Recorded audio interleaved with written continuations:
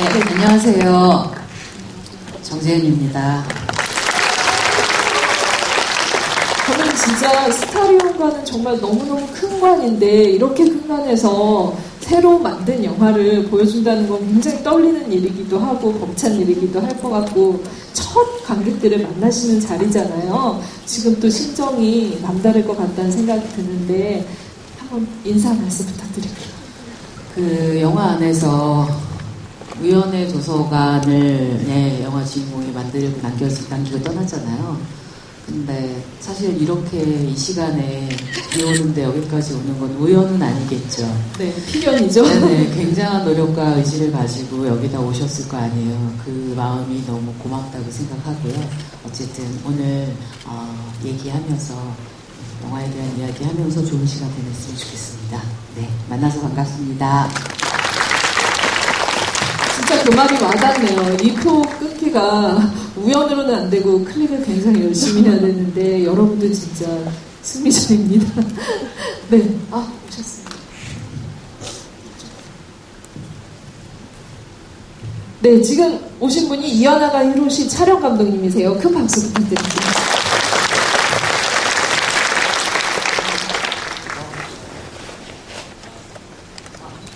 今日は雨の中足を運んでいただきありがとうございました。 오늘은 비가 오는 날에도 와주셔서 감사드립니다. 네, 인사말을 그럼 짧게 듣고 바로 본론으로 들어갈까요? 사실 이 영화가 얼핏 듣기로 마그리트 디라스의 소설에서 영감을 얻었다 얘기를 들었거든요. 그래서 저는 어떻게 이렇게 진짜 진한 멜로 영화를 찍었을까 저는 굉장히 좀 궁금했어요. 또 최근에 되게 건조한 다큐멘터리를 작업을 하셨었잖아요. 그래서 너무 다큐 작업을 하시다가 조금 감성과 촉촉함이 필요하셨던 거 아닐까. 그래서 어떻게 착안을 하셨는지부터 얘기를 좀 풀어가도록 할게요.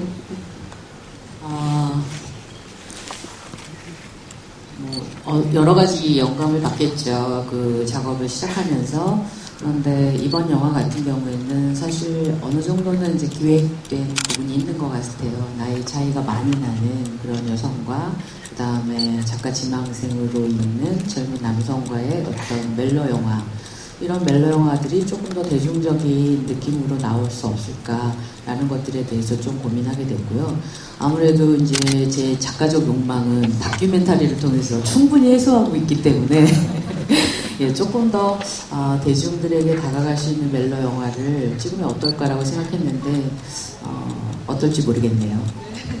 여러분들이 사실 많이 궁금해할 이 영화의 뒷얘기에 대해서는 진짜 저도 그렇고 프로덕션이 진짜 궁금해질 수밖에 없는 영화예요. 어쩌다가 한국 감독님이 일본 배경으로 그리고 우리가 너무너무 잘 아는 러브레터의 나카야마 미오와 작업을 하게 됐는지 이런 것들이 거대하게 깔려있는 영화인데 어떻게 시작을 하게 되신 건지 그 얘기도 좀 들어야 될 것 같아요. 네. 일본, 이게 이제 어쨌든 남녀간의 러브스토리에 대한 시나리오를 먼저 써놨었고, 어떤 식으로 현실화시킬까라고 했을 때, 이제 일본에 가서 일본 여자 배우와 일본에 유학을 온 한국 유학생을 설정으로 좀 갔으면 좋겠다라는 제안을 받고, 저도 일본 문화의 자장 안에서 굉장히 잘하는 사람 중에 하나이기 때문에 일본 영화도 좋아하고 일본 소설도 좋아하고 그렇기 때문에 일본에서 찍을 수 있으면 좋을 것 같다라고 판단했습니다. 그래서 일본에서 이제 준비를 하게 되었고 모든 이제 가능성은 나카야마 미오가 참여를 하느냐 캐스팅하면서 예, 굉장히 이렇게 힘을 받은 것 같아요. 나카야마 미오상에게 시나리오를 줬는데 예, 오케이 하겠다. 이렇게 결정이 났고 그러면서 정말 일사천리로 진행이 된 것 같습니다. 작년 여름에 예, 촬영을 했습니다. 1990년대에 진짜 러브레터를 보신 관객분들이 이 중에도 계시겠지만 나카야마 미오의 어떤 성숙한 배우로서의 성숙한 면모를 확인을 하면서 그 사이의 세월도 가늠해 볼 수 있고 그리고 감독님 말씀대로 일본 자장 안에서 자란 어떤 세대라면은 나카야마 미오는 정말 상징적인 존재였잖아요. 지금 이제 캐스팅 그리고 이 프로덕션의 실마리가 배우에 달려 있었다라고 얘기를 들었는데 오늘 또 이제 촬영 감독님이 옆에 나와 계세요. 지금 이렇게 촬영 감독님이 일본 스텝인 걸로 봐서는 좀 이제 그 스텝분들도 한국 분들이 아니라 같이 여러분이 협업을 했겠다 이런 생각이 미루어 짐작이 되는데 촬영 감독님께도 그 얘기를 좀 들어볼게요. 어떻게 참여하게 되셨는지.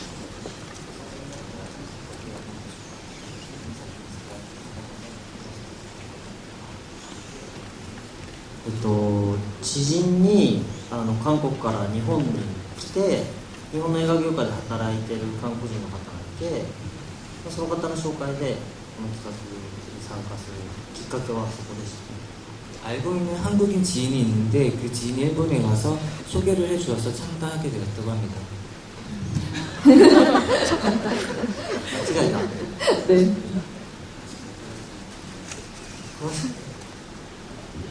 그런 물리적인 계기 말고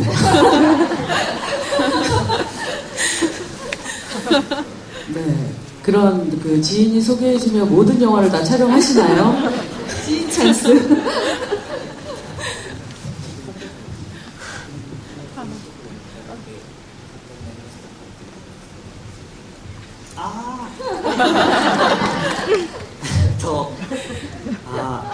제가 잘못했어요.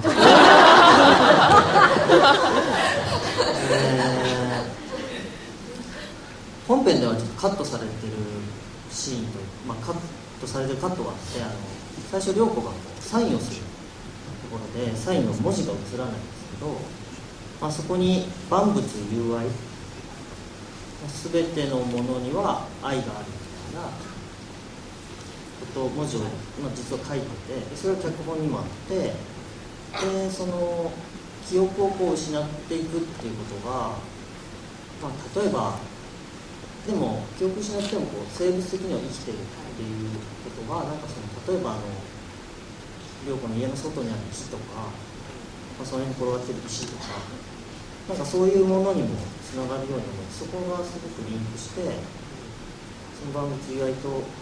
結果的には今そういうバンクがなくなっちゃってるからちょっと違う感じにはなっちゃってるんですけどそういうなんていうんですかね愛がやっぱいろんなところに見える気がしてそこが面白いな大丈夫です 완성된 영화에서는 커트된 장면이 있는데요.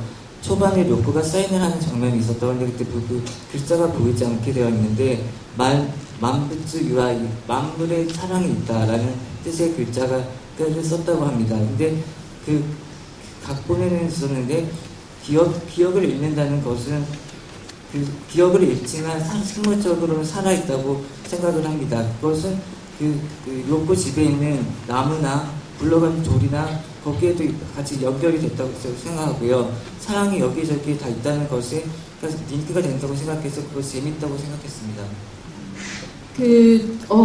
여러분들의 질문이 너무 많으실 테니까 진짜 빨리 한 가지만 더. 그러니까 사실 이 영화는 계획대로 충실히 살아가던 두 남녀가 결국은 어떤 우연이라는 어떤 사건, 그러니까 우연히 사건이라는 생각이 들어요. 이 영화의 어떤 것들을 전개시키는 이 사람들의 인생을 뒤바꾸는 그런 것들이 계기가 돼서 만들어지는 굉장히 아름다운 멜로 영화인데 감독님한테 우연이라는 게 어떤 것으로 다가왔고 어떻게 정의하고 싶으신 건지 그 얘기를 좀 들어보도록 하겠습니다. 촬영 감독님은 사실 이제 일본에서 스스로 단편 영화를 만들고 또 감독도 하시기도 하셔요. 네, 그래서 같이 지구일을 하면 좋겠다라고 생각해서 같이 하게 됐고요. 말씀 잠깐 드리자면, 사실 우연이라는 게 어떻게 보면 어떤 우리의 의지와 노력보다 더 많은 걸 줄 수도 있는 순간이 있는 것 같아요. 일본에 가면 서점 코너에 여성 소설과 남성 소설 이렇게 딱 여성 작가 쪽 여성 작가와 남성 작가로 딱 분리가 돼 있어요. 네. 한국도 뭐 사실 그런 식으로 분리는 안 돼 있는데, 그러니까 예를 들면 그런 식으로 모든 것이 이렇게 분리된 연대별, 시대순 이런 좌표 안에서만 우리가 어떤 선택들을 하고 있다는 생각이 들었어요. 그래서 만약에 그런 어떤 연대별, 작가별 배열이 아니라 정말 뭔가 그런 걸 알 수 없는 상태에서 본능적으로 색깔로 우리가 선택한다면 그것이 또 만들어내는 색깔이 있을 거라는 생각이 들었습니다. 그래서 우연히 가지는 가치는 그런 것이 아닐까 생각을 합니다. 정말 그 우리가 일상적으로 보아오던 그 책의 그 배열을 바꾸고 그걸 시각적으로 보여주는 데서 굉장히 진짜 이 영화의 어떤 톤 같은 걸 느낄 수 있는 장치였다라는 생각이 들고요. 그런 의미에서 저는 이 영화의 집도 또 하나의 주인공이라는 생각이 들었습니다. 일단 그러면 마이크를 많은 관객분들한테 돌려드리도록 할게요. 질문 있으신 분은 손 들어주세요. 지금 앞에서 세 번째 줄, 네, 손 들고 계시는 분.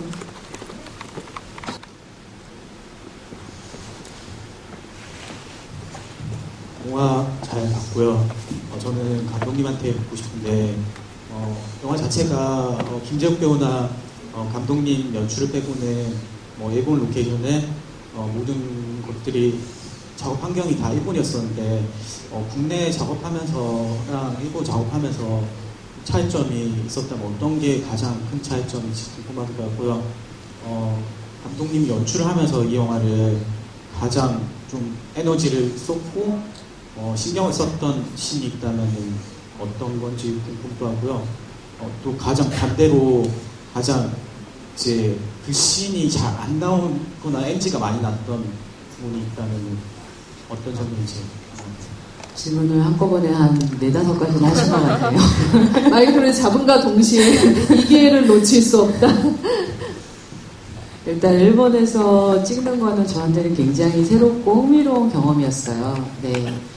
아무래도 이제 아마 우리들도 마찬가지지만 누가 그 외국에서 감독이 와서 우리와 같이 교류하고 소통한다라고 하면 소통의 눈높이가 좀 낮아지는 것 같아요. 그래서 이 사람 잘 모르니까 우리 사회에 대해서 라고 생각을 하면서 좀 여유롭게 봐주는 것 같아요. 그래서 제가 좀 무리한 감독으로서 요구를 하더라도 저 감독이 일본을 너무 몰라서 저런 주장을 하는구나 라고 이제 생각을 하겠죠. 그래서 그런 면으로 보면 제가 하는 어떤 그런 행동이나 말에 대해서 조금은 어떤 외국인이기 때문에 나는 어떤 관용을 가져주는 것 같아요. 그런 면이 이제 장점이라고 생각하고, 그리고 일본 영화는 여러분도 아다시피 그 스피드가, 촬영의 스피드가 거의 한국으로 치면 드라마 정도 수준이 돼요. 그래서 엄청나게 빠른 시간 안에 영화를 촬영하게 됩니다. 저도 이 영화를 한 달 동안 촬영을 딱 마쳤어요. 그래서 굉장히 그 빡빡한 스케줄 안에서 영화를 마쳐야 돼서 그런 점이 좀 한국과 조금 다른 것 같아요. 한국은 그래도 좀 스케줄에 여유가 있는데 그런 것들이 좀 빡빡한 면이 좀 달랐던 것 같아서 감독으로서는 거의 잠을 자지 못하고 한 달 내내 했어야 되기 때문에 그런 게 좀 힘들었던 것 같습니다. 그리고 가장 중점을 두신 장면?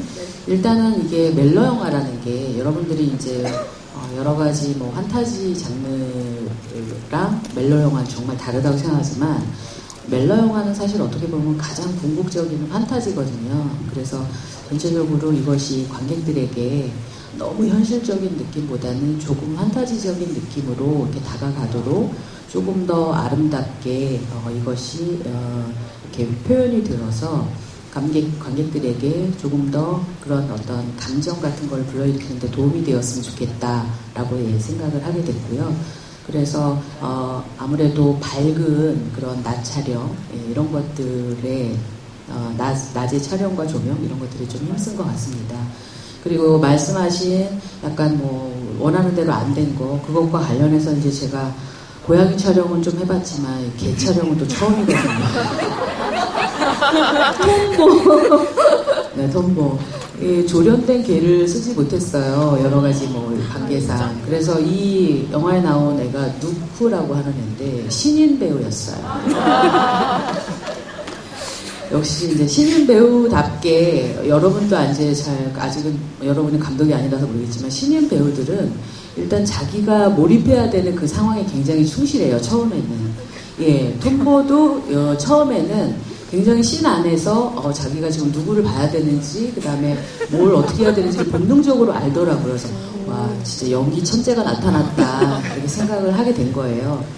근데 촬영이 이제 반복될수록 자기가 NG를 내야지 먹을 걸 계속 준다는 걸 알게 된 거예요. 그래가지고 촬영에 집중을 안 하고 자기가 주어진 지금 해야 되는 상황에 집중을 안 하고 계속 먹을 걸만 바라면서 말을 안 듣는 거예요. 그래서 정말 톰보 촬영 조건도 굉장히 빡빡한데 톰보 촬영 때문에 정말 힘들었고 사실 원하는 만큼 끌어내지를 못했어요. 톰보의 연기를. 네, 개인적으로는 이 톰보가 저를 가장 힘들게 한 이 영화 관련해서는 가장 힘들게 한 그런 존재로 그래서 많이 씬들도 원래 시나리오 썼던 것보다 드러냈고 또 찍힌 씬들도 많이 잘라냈고 그렇습니다. 저는 그 김재욱 씨의 일본어 연기를 보면서 놀라는 동안 그런 일이 있었는지 몰랐네요. 근데 저 톰보의 표정이 굉장히 애잔하고 좋다라고 생각했는데 네, 역시 그거는 이제 정제된 장면의 그 연출 결과였던 것 같습니다. 현장에서는 좀 어려움이 있었던 것 같네요. 또 질문 바로 받아보도록 하겠습니다. 네, 저쪽 지금 검정 옷 입으신 여성 관객분 한 어디죠? 펜스 뒤에 지금 정말 아름다운 영화 너무 잘 봤고요. 감사합니다. 제가 궁금한 거는 저 같은 경우에는 나비잠이라는 단어가 굉장히 생소했는데 영화에도 나오면서 또 그 나비잠이라는 단어가 제목이 되고 또 김재욱 배우가 유일하게 내뱉는 한국어 대사가 나비잠이라는 말이잖아요. 그래서 조금 어떤 의도를 가지고 그렇게 연출을 하셨는지 궁금합니다. 감사합니다. 약간 아무래도 소설가가 주인공이고 이런 영화를 준비하다 보니까 언어나 단어 같은 것들에 대해서 조금 더 생각하게 되는데 나비잠이라는 그 묘사 단어 자체가 너무나 시각적이라고 생각을 했어요. 약간 나비의 모양처럼 아이가 잔다고 해서 그거를 나비잠이라고 부른다는 것 자체가 너무 아름다운 한국의 단어라고 생각을 했고요. 그리고 일본 분들에게 한국의 뭔가 아름다운 시각적인 이미지가 살아있는 단어를 전달해 드리고 싶었어요. 그래서 제목을 나비잠이라고 짓게 되었습니다. 네, 질문이 이제 촬영 감독님께도 좀 질문을 받으면 좋을 것 같은데 사실 이 영화 굉장히 촬영이 아까 감독님 잠깐 힌트로 말씀을 주셨지만 불치평을 가지고 있는데도 어둡게 그리지 않고 시종 밝은 톤으로 이야기가 진행이 되잖아요. 그리고 그 안에는 현재의 지금 사람과 또 안에 이들이 묘사하는 소설 속에 또 다른 세계가 공존을 하고 있는데 그 톤을 조절하는 것도 굉장히 촬영 감독으로서는 고민 지점이었을 것 같다는 생각이 듭니다. 이와 관련해서 좀 질문이 있으신 분은 좀 촬영 감독님께 궁금하시다 하신 분은 손 들어주시면 좋을 것 같은데. 네. 저쪽. 네, 영화 정말 감명깊게 잘 봤고요. 저는 평소에 일본 영화를 좀 즐겨보다 보니까 비슷한 풍의 어떤 그런 촬영 씬이나 분위기가 나오지 않을까 했었는데요. 그 중에 좀 감명 깊고 가장 계속 궁금했던 게 사우리가 이제 산 속에 계곡이 있는데 계속 뛰어가는 장면이 나왔거든요. 그 장면 로케가 어디였는지 로케 소소한 풍경이지만 저는 제가 일본에서 이제 거주했을 때 못 봤던 풍경들이어서 어떻게 찾아내셨는지가 제일 궁금하고요. 사오리가 평소에는 어떤 셔츠에 치마 같은 걸 입고 있었는데 그 계곡을 뛰어가는 씬에서 항상 유카타를 입고 있더라고요. 유카타를 입고 있었던 것도 어떤 특별한 의미가 있는 건지 궁금합니다. 일본인에게 유타카를 입는다는 것은 어떤 의미가 있는지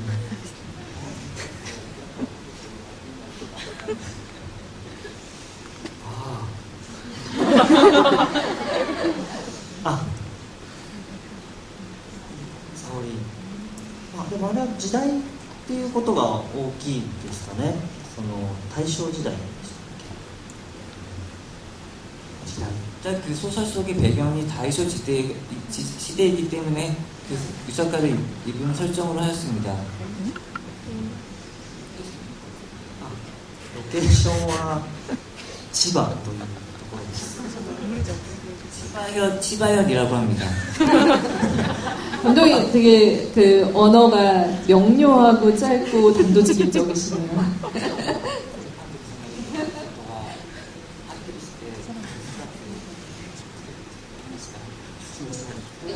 양념은 그러면은 감독님이 좀 쳐주실래요?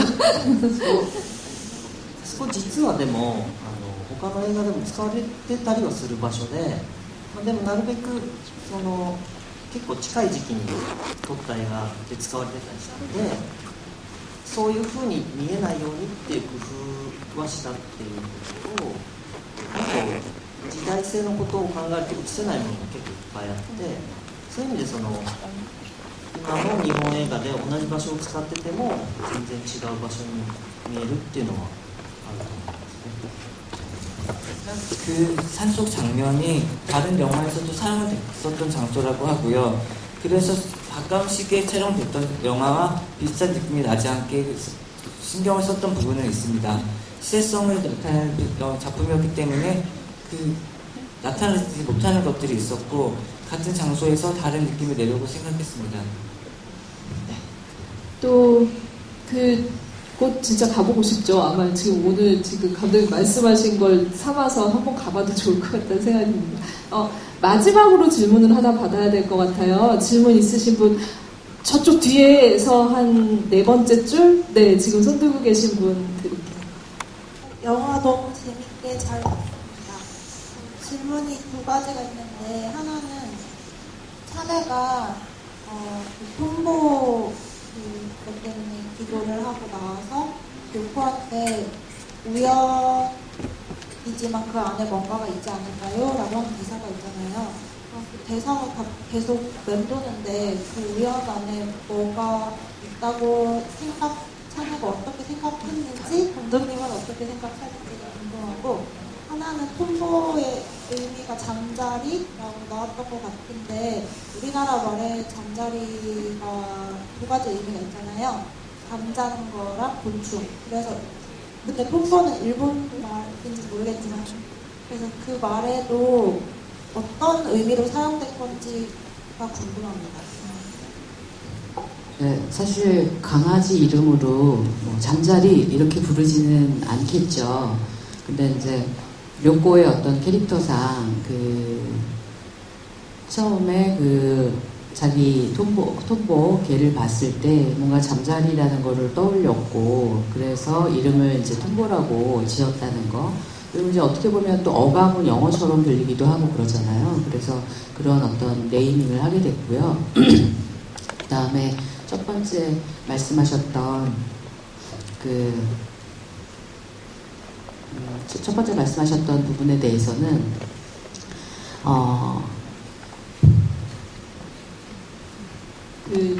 아까 잠깐 알츠하이머에 걸렸나봐요. 네네. 우연. 생각났어요. 예. 우연 안에 뭐가 있겠죠 했는데 그 안에 뭐가 있냐.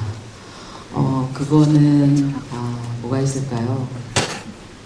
어떤 빛이 있지 않을까 그런 생각이 듭니다.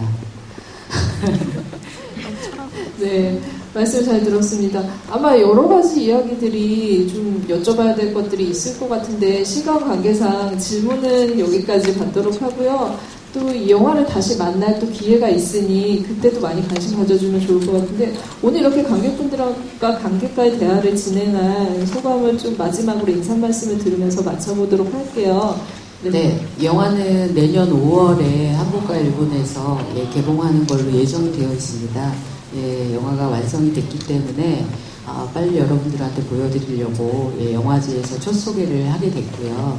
그래서 이번 영화제에 오셔서 영화를 보시고 나면 한 7개월 동안은 전혀 볼 수 있는 기회가 없다가 내년 5월 정도 보게 되겠죠. 그래서 내년 5월에 개봉할 때 많이 응원해 주시기 바라고요. 오늘 이렇게 정말 이 필연적인 정말 강한 의지를 가지고 여기까지 오셔주셔서 굉장히 감사하고, 첫상영을 이렇게 같이 봐주셔서 너무 감사드립니다. 이현아 감독님께도 今通訳の方を介していろいろやり取りさせてもらって、監督がいかに日本で苦労したのかということがちょっと分かった気がして、担当にお疲れ様でした。で、あと昨日もホール映画の殿堂のホールの方で上映していただいて、すごく今日もですね、皆さん温かい客さんばっかりですごく感動しました。ちょっとやっぱ日本のお客さんとこうリアクションの大きさとかが違うのですごくなんていうか楽しかったです。ありがとうございました。 오늘 이렇게 통역을 껴서 소통을 해서 한국에서 감독님들이 얼마나 고생을 하는지를 절감했습니다.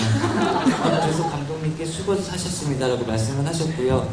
또 어제는 영화의 전당에 홀에서 상영을 했었는데 관객들이 굉장히 따뜻한 느낌을 받았고 감동을 받았습니다. 일본과는 달리 관객들의 리액션이 굉장히 크고 즐겁던 느낌을 받았습니다. 감사합니다라고 말씀하셨습니다. 감사합니다.